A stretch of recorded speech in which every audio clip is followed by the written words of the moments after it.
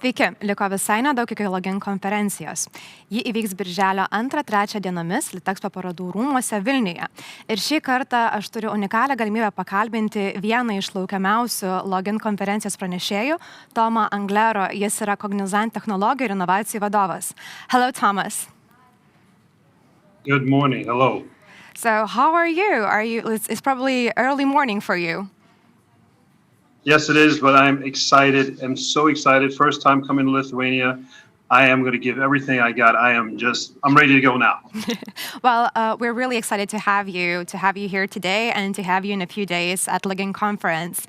And my first question will take you way back to your childhood.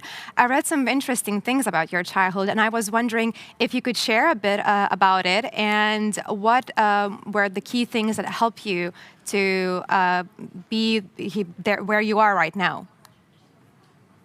Wow. Without joking around, let me get directly to the answer. I was brought up in a very poor family, in a very poor neighborhood. And we quite often would live off of government food supply subsidies. And I remember one summer having the best summer ever because the government decided to choose our building where they would distribute the food. So there was enough food for me to have in my stomach. That summer was the first summer that I actually had food in my stomach. So having that type of childhood motivated me to do more, be more, take chances, push myself. And from that upbringing, just taking risk, falling in love with a woman who lives in Norway. And even though I'm from New York City, I bought a one-way ticket, forgot my friends, forgot my family, moved to Norway, didn't know the language, pushed myself, took chances. And today I'm still doing the same thing with the same amount of energy. And I'm excited to go to Lithuania to bring that energy, to bring that inspirational type of focus, because nothing can stop you. And that's what I live on. Nothing can stop me. Nothing can stop you. Let's just be the ultimate person we can, you know? So that's the shortest version of summarizing my life. Good question. But it's very easy to just give up and maybe blame your environment, say, oh, the government is bad. Oh, you know, my parents didn't provide me enough and so on. There's always an easy way out, easy way to blame others. But you chose a different path. Yeah. So how did you find the strength to actually do something about your life? Great question. So here's the specific answer I could give you. The answer is this: everything's your fault. You're jumping right into a very deep subject. You cannot blame other people. You cannot have a life of you being the victim.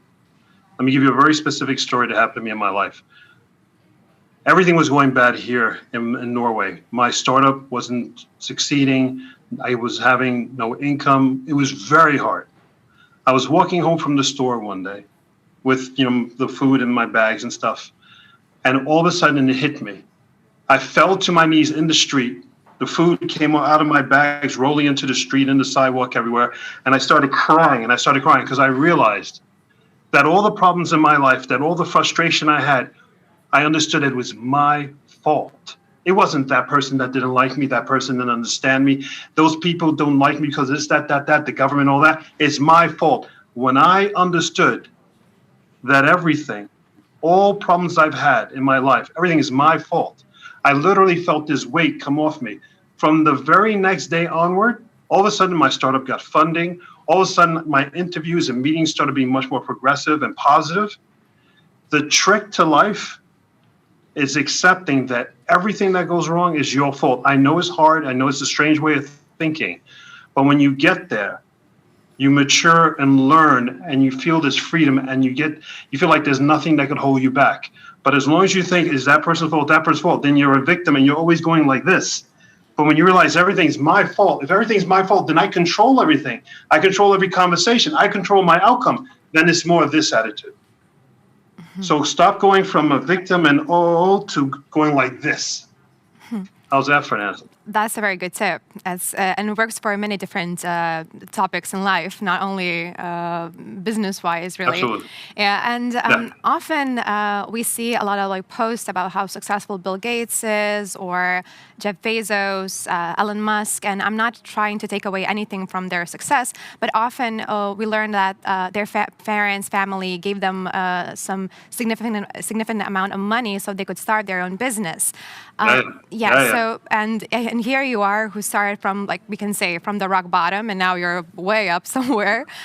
So do you have any other tips for people who are, okay, so now they're trying to step away from the victim mentality, but they still want to know how they can be successful when they come from an environment that is not financially stable? Absolutely. And trust me, I know about not being financially stable. And because I come from that, I still think about that, right? I never take for granted where I am today. And I always think I could be back there tomorrow. So let me optimize this moment, like this interview. I'm being 100% myself. So to answer your question, the advice I have for you and the advice that I live by is that improvements in your life come incrementally. What I mean by that is this.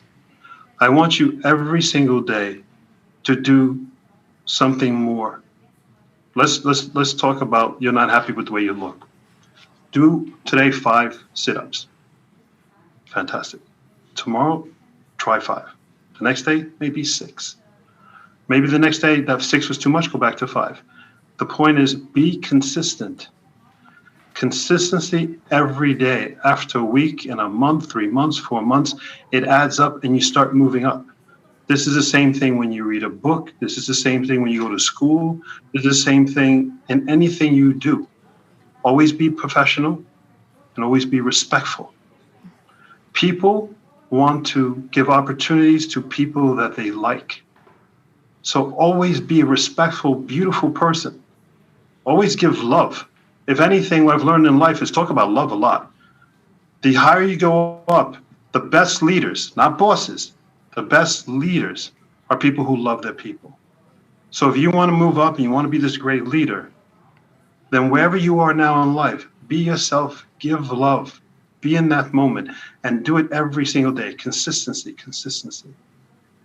And you'll end up where you're supposed to be. And it's not where you're supposed to be. It's not supposed to be a billionaire. I don't think that's a nice thing for TV. But in actuality, I think where we all want to be at the end of the day is being loved and respected by everybody.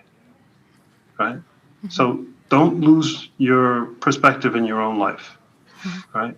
So there's my life advice. That's a very That's good. what I live by. That's a very good grounded advice for people. Thank you. And now let's move on to another topic of yours, which is, I think, very significant: innovations in artificial intelligence. So you've been working in this field for more than 20 years. And I guess you did a lot of interviews. And with interviews, journalists always come and, I know, talk about myths, stereotypes, cliches about this field.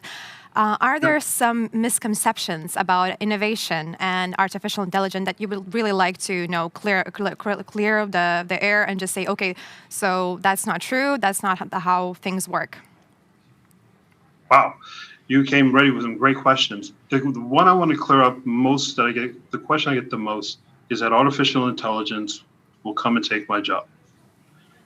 That's the wrong way to look at it. And the way I like to reply back is a little bit of joking. I love humor because humor everybody can relate to. Do you remember when you were in school and you had a wonderful time, and instead of staying and doing your homework, you decided to go out with your friends, or, remember if you were able to turn the clock back, and that version of you that would have stood there doing no homework day after day, night after night, that's sort of what artificial intelligence is. It's that version of you that kept on going, right?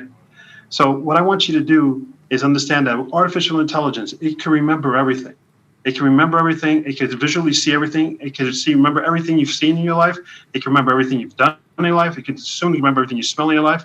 So what I want you to say is this: look, if I have the ability to be with this version of me that always did my homework, that remembers everything I did, everything I saw, and me and that person together, what can we accomplish? That's how I want you to look at artificial intelligence. It's the ultimate version of you being a gift coming to you. What are you going to do with it? Don't look at it as saying, oh my God, this thing is coming, it's going to take my job. No, this thing's coming. It's the greatest assistant I've ever had. This is the ultimate gift to me. What could I accomplish if I know the answer to every question I have within a few seconds? What can I do? What ideas can I come up with? What can I create? That's the attitude you should look at with artificial intelligence. Mm-hmm. Maybe you haven't done so much of your life up till now, but at this moment now, this technology is coming. You and it, where are you going to go? What are you going to do? That's what's exciting about artificial intelligence. Do not look at it again from the victim mentality. Oh, it's coming, it's going to take my job. Oh, I'm going to lose my job to a computer. Victim mentality. Flip it around. This computer's coming. I can work with it. What can we accomplish? See? It all comes together. So yeah, again, this is the topic of being proactive and doing things yourself and not letting the situation just be something bad for you. But we see them some situations where actually people are losing their jobs to automation. For example, we see less cashiers. There's a lot of machinery in factories and so on. So there's all going to be like a period where people need to adapt. That the innovation is coming into the field, but they're already like 50, 40 years old. And that's for them, those kind of people, it's really hard to adapt. Do you have an advice for those kind of people? Yeah. The same advice I have for young people. Don't give up. Incremental changes. Where do you want to be? Sometimes in life things happen that frustrate us and we go, why? Why did this happen? What you have to do then say, this happened because my life needed to change, right? The problem with us, we get so comfortable with our day-to-day life. This happens, that happens, that happens, I go to bed. This happens, right? There's a change that comes. Change is good. Change is painful. As a human being, we hate change, but change is where it comes innovation. So when this change comes, you're 50 years old, I'm 50 years old, I'm 56.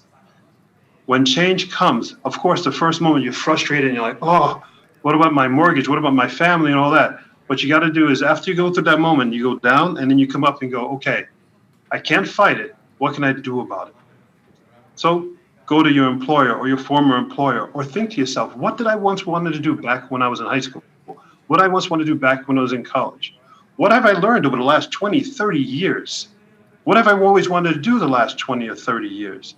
One of my startups I created many years ago where I lost my job and I didn't have another job to go to. So I said, you know what? I always wanted to close the digital divide. I wanted to make sure that every kid in Africa, every kid in the Southeast Europe, no matter if they had no money, I want to make sure they had access to the internet and a PC. And I launched my startup. And from that, it grew to another opportunity, and here I am. So if you lose your job and you're 50 plus, what is it that you always wanted to do? As you go towards that goal, other opportunities will come. I promise you. But sitting back and complaining, saying, I lost my job, oh my God, what am I going to do? Don't stand there. Do something. But do what you're passionate about, what you love, what you always wanted to do. People love supporting people who are passionate and driven. People will not support people who are victim and going, oh me, oh my God, this is horrible. Right? I mean, do you want to be around your friends who are always complaining? Or do you want to be around your friend who's going, I got this idea. Let's go do this. That's who I want you to be. You talk about innovation, artificial intelligence, and I wanted to ask, is it easy to talk to the public about these kind of topics? Because, for example, blockchain has been around for a lot of years now, and still there are a lot of people who really don't understand what it is. So is it a hard subject to discuss? Well, I'm a storyteller, so I've learned that just like in the olden days, the village always had the village storyteller, the elder who told stories about the past, and everybody would learn about the past, and the lessons of life were taught through stories. I use stories.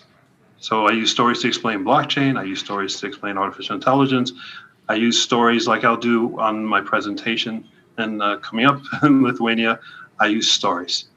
And that's how I communicate everything. It's not complicated. Just tell a story around it. Don't try to impress people. Just try to make people understand the story. That's how I do it. So no hard words, no difficult words, just easy, simple way of explaining. Is that correct? Yeah. Absolutely. I mean, here, let's do blockchain. It takes about 20 seconds. Wonderful. So that was the hint you have me. I know. No big deal. So look, blockchain is, so what blockchain is, let's do the big words, right? So it's just an open ledger. What does that mean? So, there's always been someone who's always at the end of the day or at the end of the week, who's counting how much money the store made if you worked in a store, right? You sold 5 or 10 pieces of candy and you got 5 or 10 cents for the 5 or 10 pieces of candy. Somebody's always checking the numbers, right? So what blockchain is, instead of that person who at the end of the day or at the end of the week who checks the numbers in the back of the store all by themselves, blockchain is that ledger, that piece of paper that person wrote it on, is open to the entire world. So what blockchain is just that transaction is, when something's bought and sold, as we're talking about in the candy store, that transaction when it's bought or sold is open to the entire world and everybody can see it. The beauty of this is that now it takes away the layer of corruption where people are taking advantage of you getting misfair practices, uneven pricing. The whole world gets leveled out. The beauty of blockchain is that everything's open and we can go to this world where everybody's paying equal amounts, equal payment, and it's all fair. Blockchain is nothing but, now when I say the word open ledger, it's not so complicated, not so intimidating. It's an open piece of paper that watches the transactions, and with that, it creates a beautiful new model of us having a world where people aren't taken advantage of. So blockchain, not so scary. Thank you for this very simple and lovely explanation. And another situation that really changed innovation field was COVID. So in COVID, we saw many new things starting up. I really didn't expect that I would be taking university classes or working for Zoom. I didn't even know what Zoom was. Probably most of people didn't know what Zoom was. How do you think the pandemic changed our lives and the way we use new innovations? The pandemic changed everyone's life. And everyone must accept that. What I say to people now is that the pandemic has broken everyone. And some people go, I'm not broken. I'm fantastic. We all were locked up for 2 years. I mean, before the pandemic, if I would have said to somebody, I guarantee you I could lock up 7.8 billion people on the planet for 2 years, people would have thought I was nuts. That's what happened. But we're not made to be locked up in our apartment. Some people, I heard a colleague here who they have 2 or 3 kids and they have a studio apartment and it's not very big, and her and her husband had to be on Zoom, like you're saying, in the same room with 3 kids in the middle, running, throwing toys all day long for 2 years. That breaks you. Everyone is broken. I know someone, he's Italian. His father got sick during COVID. He wanted to fly home. He couldn't fly home. His father, he got the phone call on a Monday. Monday evening, he got the phone call. Tuesday evening, he got the phone call. His father died. Him and his father have been like that their entire lives. He wasn't able to say goodbye to his father. He wasn't able to even call his father. Things that happened during COVID are so extreme that we're all broken. It doesn't matter the question if you are or aren't. We're all broken. How much are you broken? So with that, because we're broken, one of the things I'm going to talk about at the conference, my main focus is 6 steps to innovating yourself and your team, your people as a leader post-COVID. I think that's really important because we're all broken. Before COVID, if you're a leader and you told somebody, I want you to make me more money, I want you to sell more. If you say that same thing to someone after COVID today, when I'm talking about after COVID, we are in after COVID, today, do you understand that person maybe has missed someone, has lost someone? That person maybe has issues with being afraid of people, thinking anybody is going to cough on them, they may get sick. You understand, we all are much more complicated beings today. So innovation today is a little bit different. And my point is, if you want to innovate yourself, if you want to innovate a group of people, the first thing you got to do is going back to the word love. You have to take care of yourself. You have to make sure you love yourself. Make sure you're okay and accept the fact that these things have been hard. Remember I told you the story that I let go of my grocery bags and it fell all over the place, and I understood it was all my fault. I understood things were hard. After COVID, understand we're all broken. It's okay. Then slowly start fixing yourself. Slowly start picking yourself up. But as a leader, love your people. Take care of them. They're broken. They'll respect you for that. They'll trust you for that. And then once you establish that trust, then you guys can innovate the world. So that's how you do innovation post-COVID. Trust, love, care, then innovate. So as I understand, post-COVID, businesses, workforce really has to focus on mental health. Is that true? Mental health is a big issue everywhere. A close friend of mine, her mother, she's 70, 80 years old. Now that COVID's over, she doesn't trust going outside because she's afraid somebody might cough on her and might make her sick. Everybody knows somebody who's not the same person they were. So, take care of each other. It's not an awkward thing. We're human beings. Matter of fact, let me give you a story. You love stories, I can tell. So let me give you a story. I was 3 weeks ago, I did a keynote speech here in Norway. And after the speech, this older man, very short, came over to me. And he said, Thomas, that was a beautiful speech. He gave me all these compliments and stuff like that. And he was talking in a very slow way. And I could see it was coming from his heart. So I said, thank you so much.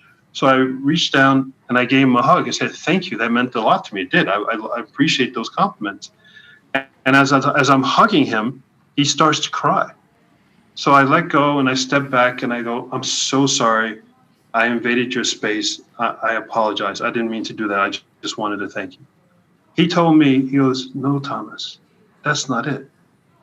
He said, it's been 2 years since somebody touched me. So at that moment, we both started crying and we both hugged again, even deeper and stronger hug. We're all broken. So as a leader, sorry, I just lost light in my room. It's okay. As a leader, take care of your people. Understand that your people are not your employees. You have to take care of them. You have to take care of them. You first got to take care of yourself. You have to accept that you're not the same person you were 2 years ago.